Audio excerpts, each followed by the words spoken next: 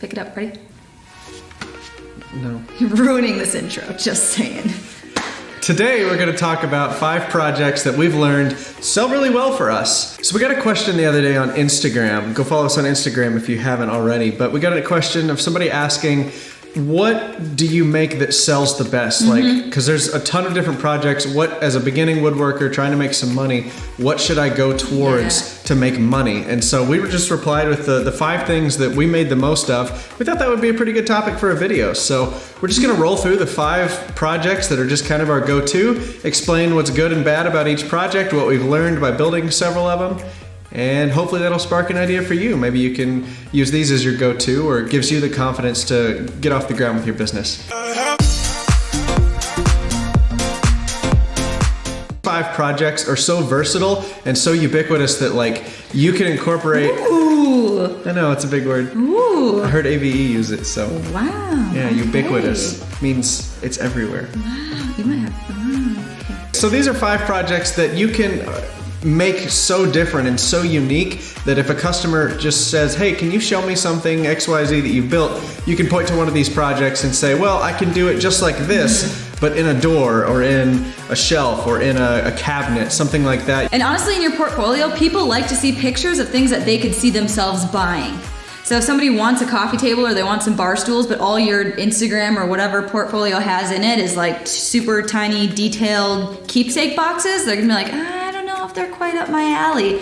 Let's just get into it. We'll quit talking at you. That's our transition. That's the transition? That's our transition. Okay, so number 1 on our list of super common projects is a desk. We have made multiple videos on YouTube of us building desks. That's just what people want. Lots of people want and need desks, whether it's to fill space in a room or they genuinely just need a work area. We'll get a lot of requests to customize desks, whether that's cable management, wireless charging, certain types of legs that they want.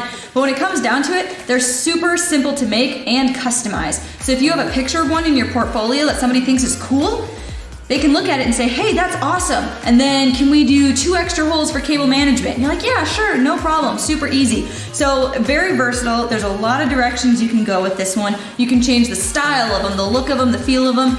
And when it comes down to it, it's still just a really usable desk. And then a little bit more on the sales side of building desks and why we absolutely love building them. It's because it is great practice for you as a salesperson to upcharge, to add little extras, to add accessories and customize it for them. And really, as you customize and it takes more time and more materials and more skill, it's gonna naturally cost more. Whether it's labor, whether it's your hourly rate, it's the materials you buy, all in all, it will cost more. So, for example, somebody comes to you and they say, hey, I need a desk. That's great, that could be 8 million different desks. You can sit down and say, hey, what are you gonna use the desk for? Are you a computer gamer? Are you a college student? Do you want it for decoration? And from there, if they say, you know, yeah, I'm a computer gamer, I like gaming. You can say, well, from there, we can do multiple shelves for you. You can make different cubbies to hold the tower for your desktop computer. Cable management is a big one that people who do a lot of online gaming like to do. You can include wireless charging so they can charge all of their little, I don't know, pieces, accessories at the same time while they're playing. I just want to butt in here for just a second. You remember Sam? The guy that we built the liquor cabinet for, a good friend of ours. We just built him a desk, and we just did all of those things to his little desk. We have a batched furniture desk, just a pine top, chamfered edges, hairpin legs. Built him that exact same desk. We normally sell it for $200 whenever we batch out 5 or more, and we turned his almost the same exact style. We turned his into like an $800 desk. Because we used an oak top, used 2x6 oak for the top. Solid oak, big, thick metal hairpin legs. Then I made a long tray that did all of his cable management. We had a power strip in there, and then I routed out a big hole in the bottom so he could put a wireless phone charger through the top of the wood. And with all those upcharges, we changed it from a $200 desk that we would make out of pine into an $800 desk, and it really only cost me an extra like 2 or 3 hours worth of labor to get those other things finished. Will this hold me? I hope so. Okay, I think we're good.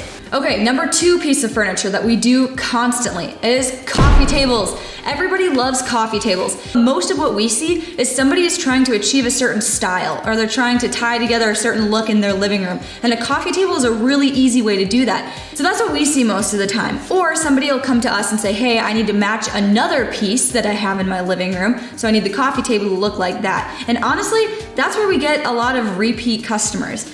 All right, so on the sales side of things, coffee tables are really good because it teaches you and it trains you how to follow up with your customers and get repeat sales. Because if you think about it, where do people put coffee tables? In their living rooms. And then if you look at a living room, think of your living room, it's probably where you have the most furniture in one small area. That reason being because that's the room everybody sees. You have guests and company come over and you sit on the couch in your living room around your coffee table, you serve drinks, maybe you have some end tables, a shelf in the corner, a TV stand. There's a ton of stuff in your living room. So if there's any area of your house where you want a really nice looking piece that you can, talk to people about, for people to compliment and point out the cool design features, it's your living room.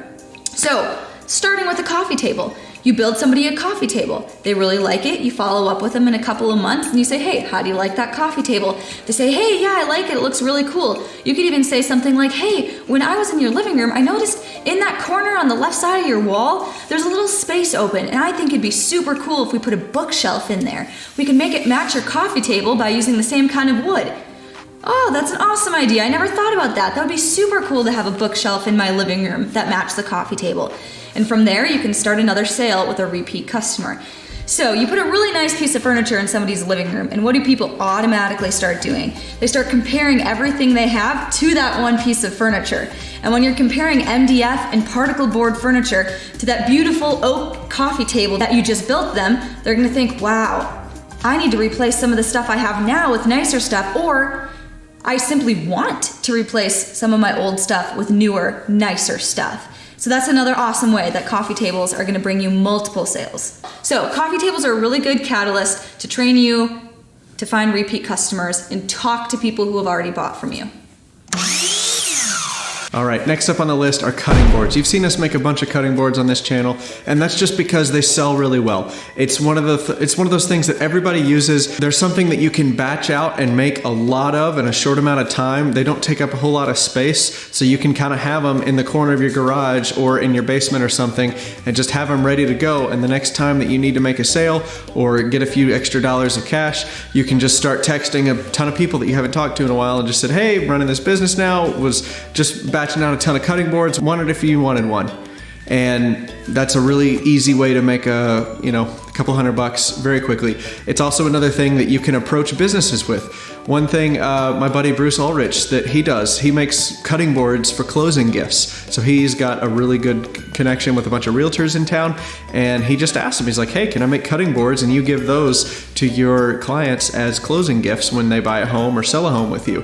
He stays really busy making a lot of cutting boards, and you can get super fancy with cutting boards. You can do the face grain cutting boards, which we do a lot of. You can also do edge and end grain cutting boards, which are also, they take a little more time, but they're really, really nice. And if you've got a realtor that's got the money to spend on really nice closing gifts, typically $50 to $100, you can really start to make a lot of money, especially once you start batching them out. That's also a really good opportunity for you as a business owner to learn how to scale. If all you need is an extra 2 or 3 clamps and you can make another 2 or 3 cutting boards per batch, that really raises your profit margin. So this kind of teaches you how to scale with a small product. That way when you get ready to do something like a restaurant or a department store and build all the display tables, you kind of already know how to think through a lot of products running through your shop at once. Yeah, that's why we recommend cutting boards are a great place to start if you're a business that's just trying to get off the ground and learn how to do this production thing. They're like, what's a blanket ladder? It's time for a field trip. Taking a trip. Hi, Brucey. Hi, Perry. Is that going to be lit? Next up is blanket ladders. Jenny made this one with just a jigsaw and a drill. It was going to be so mean if you just stopped and said, they're stupid easy to make. Jenny made this one. All right, next on the list are blanket ladders. They're very simple to make. Jenny made this one with just a jigsaw and a drill.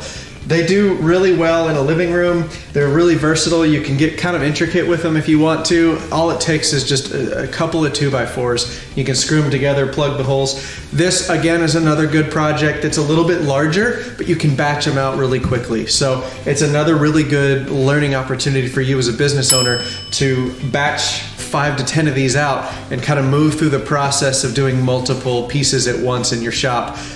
These do really well at craft fairs. Also do the measuring sticks, where you measure your kid's height on this stick and you can take the stick with you if you move or something like that. And blanket ladders are really easy to sell because you can also sell decorating packages with them. This is something Jenny's done. She'll bundle, she'll take a burlap sack that you get at Walmart or something like that, and she'll put 4 seasons worth of decorations in each one from Hobby Lobby or somewhere. And she'll sell that bag of decorations for $20 along with the blanket ladder for about 50 or 60. So for $100, you've got a piece and decorations already put together, ready for year-round decorating in your living room.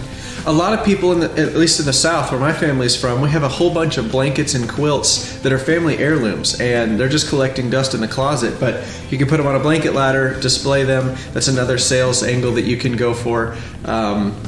Really, these things are just so versatile for decorations. Just try to find out what's popular in your area and try to throw together a decorating package to go with the blanket ladder, because that's going to go way further than just having a ladder made out of wood that you're trying to sell. So this is a good way to learn how to market and take good pictures too.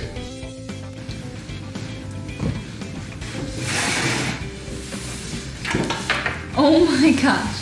So the last thing we're going to talk about is kitchen tables. This is where you can really flex your muscles as a maker. If somebody's buying a kitchen table from you, it's probably not the first thing they've ever bought from you. Maybe it is, but this is a pretty high dollar item.